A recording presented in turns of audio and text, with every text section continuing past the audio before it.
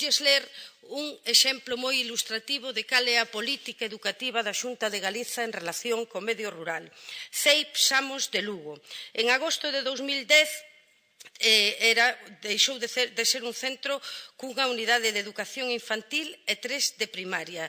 Tiña 6 docentes, un especialista en infantil, un en primaria e 3 profesores especialistas. No curso seguinte seguían sendo os mesmos 33 alumnos, pero suprimíronse os 2 especialistas de primaria e quedaron 4, o especialista de infantil, o de inglés, o de música e o de educación física.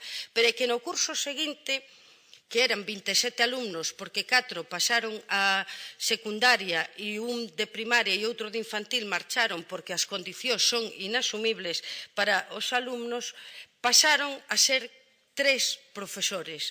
Eliminaron tamén o de educación infantil, é dicir, deixaron un centro de educación infantil e primaria sin profesor de infantil e sin profesor de primaria, únicamente cun especialista de inglés, un de música e un de educación física.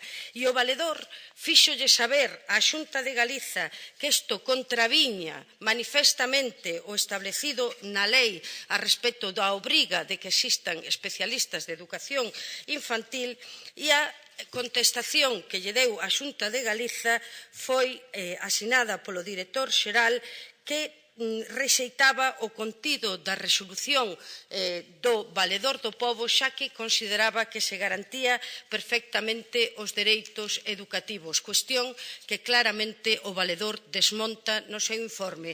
Desde o Bloque Nacionalista Galego agardamos que a Xunta de Galiza modifique a súa actuación en relación con estes feitos e que tome en consideración as vulneracións patentes da legalidade, non só dos dereitos das nenas e dos nenos que viven no medio rural, que está realizando a través desta política.